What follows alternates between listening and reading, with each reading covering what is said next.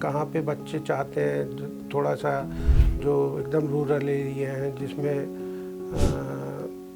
बच्चों को ज़रूरत है लेकिन कोई सुविधाएं वहाँ पे ऐसी नहीं है कि उनको सिलाई कढ़ाई बच्चियाँ सीख सकें या बच्चे कंप्यूटर ट्रेनिंग पा सकें। दुनिया में पहचाना जाता है और अब पहचाना इसीलिए जाता है क्योंकि उसका कार्य क्षेत्र बहुत बड़ा है और बहुत ही सुचारू रूप से चल रहा है। बच्चों को अपने पैरों पे खड़े हो सकें, जो शहर की तरफ नहीं जा पाते हैं, तो उनको किस तरह से हम लोग अपने आप में आत्मनिर्भर वो बने, उस पर काफ़ी विचार चल रहा है।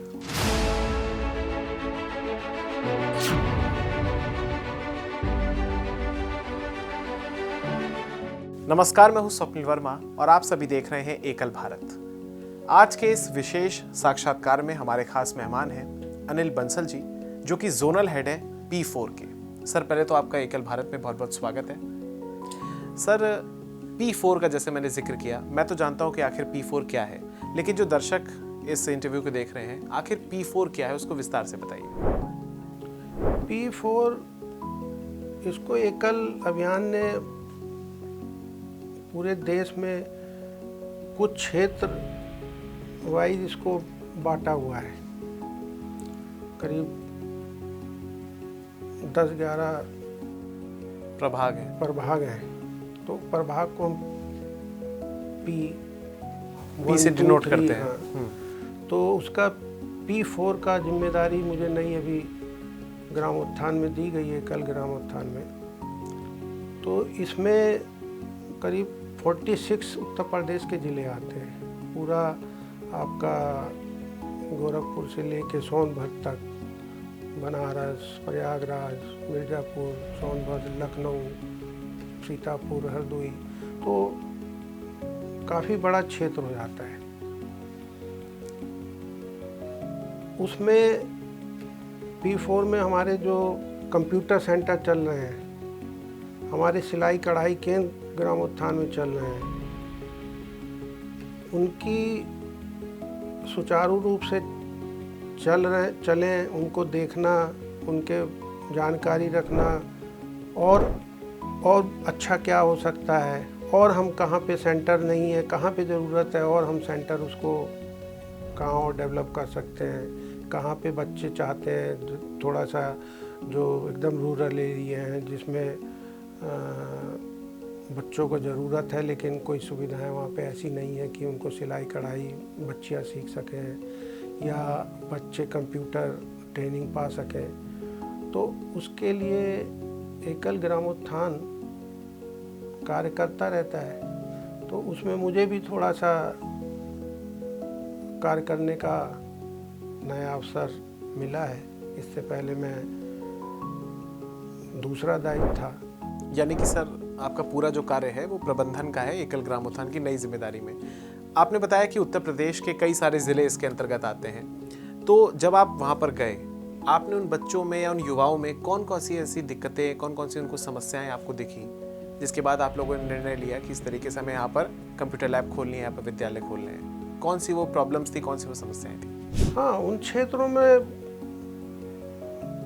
आसपास कोई दूर दूर तक कोई कंप्यूटर सेंटर ऐसे नहीं है कि बच्चे जो इनकी इच्छा है कि हम सीखना चाहते हैं लेकिन कोई सिखाने वाला कोई सेंटर ऐसा नहीं है, क्योंकि गरीब बच्चे हैं, उनके लिए कौन सेंटर खोलेगा। तो ऐसे बच्चों के लिए तो एकल ही काम करता है, विद्यालय खोलकर या ग्रामोत्थान के द्वारा उनको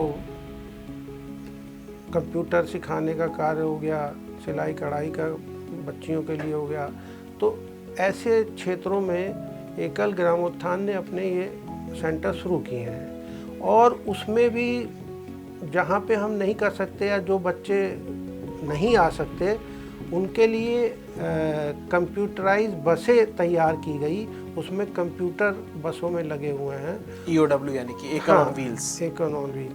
तो वो बसें जाती हैं उन क्षेत्रों में, उनका टाइम है, दिन है, और बच्चे आते हैं बसों में, उनको वहीं पे बैठा के हमारे कंप्यूटर के टीचर रहते हैं, वो उनको बच्चों को वहीं पे उन्हीं के गांव में सिखाकर आते हैं वापस, और इसी तरह से चलता रहता है कार्य। सर, जब आप लोग गांव में गए, आपने देखा, जांचा परखा, सब कुछ किया, तो कोई इस तरीके का विरोध भी आया या किसी को समझने में दिक्कत आई हो कि आखिर आप लोग काम क्या करते हैं? तो किस तरीके का अनुभव रहा जब पहला आपने सेंटर खोला?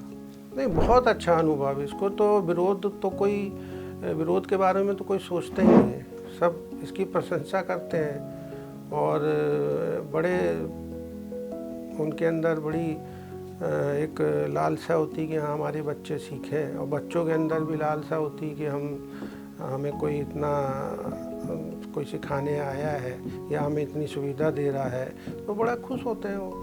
जी बिल्कुल सर। और एक मेरा सवाल सर और है, क्योंकि अब आपने जिस तरीके से बताया कि अलग अलग सेंटर्स में आप लोगों ने कई सारी योजनाओं को शुरू किया, कई सारी सुविधाएं आप दे रहे हैं, आगे के क्या प्लान्स हैं? किस तरीके से आप फ्यूचर में, भविष्य में उन बच्चों को या और कौन कौन से नए सेंटर्स विस्तार किस तरीके से करेंगे? अब इसमें जहाँ जो अभी काफ़ी क्षेत्र जो छूटा हुआ है, उसमें हम देख रहे हैं और कहाँ इसको बच्चों को ज़रूरत है, तो वहाँ पे डेवलप करने के लिए तैयारी चल रही है और इसको आगे बढ़ाना है। और जैविक खेती पे भी काफ़ी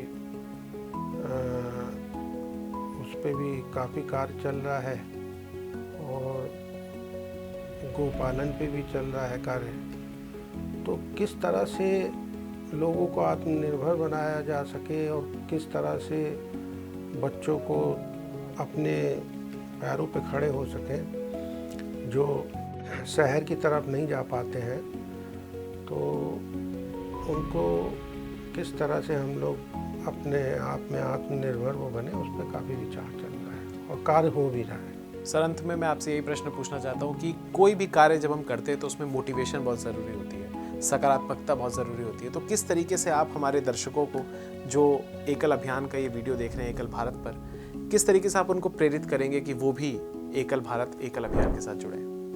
एकल अपने आप में एक ऐसा दुनिया का संगठन है जो दुनिया में पहचाना जाता है, और अब पहचाना इसीलिए जाता है क्योंकि उसका कार्य क्षेत्र बहुत बड़ा है और बहुत ही सुचारू रूप से चल रहा है। जो बच्चे वंचित रह जाते हैं उन तक एकल अभियान पहुंचता है, और 1 लाख से ऊपर शाखाएं हमारी चल रही हैं। तो बहुत लोग इससे जुड़े हैं, और जो नहीं जुड़े हैं या नहीं जानते हैं, वो उसको देखेंगे, समझेंगे, तो वो भी अपनी इच्छा जाहिर करेंगे इससे जुड़ने की।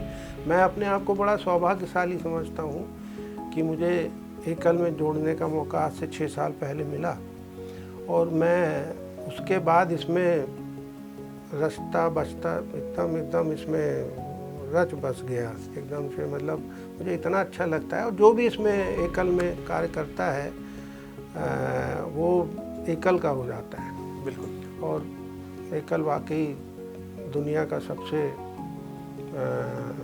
बहुत ही अच्छा कार्य करने वाला संगठन है। तो बिल्कुल, तो जो एकल में आता है वो एकल का ही हो जाता है। ये शब्द हैं अनिल बंसल जी के। बहुत बहुत धन्यवाद सर, आपको अपना समय दिया हम लोगों को इस साक्षात्कार के लिए। तो ये थे हमारे साथ P4 के जोनल हेड अनिल बंसल जी। आपको इनके साथ बातचीत कैसी लगी हमें कमेंट सेक्शन में बताइएगा। एकल अभियान के बारे में किस तरीके से आपको जानकारी प्राप्त हुई, आपके सुझाव, हम उसका इंतजार करेंगे। बहुत जल्द आपसे मुलाकात होगी एक नए साक्षात्कार के साथ। तब तक देखते रहिए एकल भारत। नमस्कार।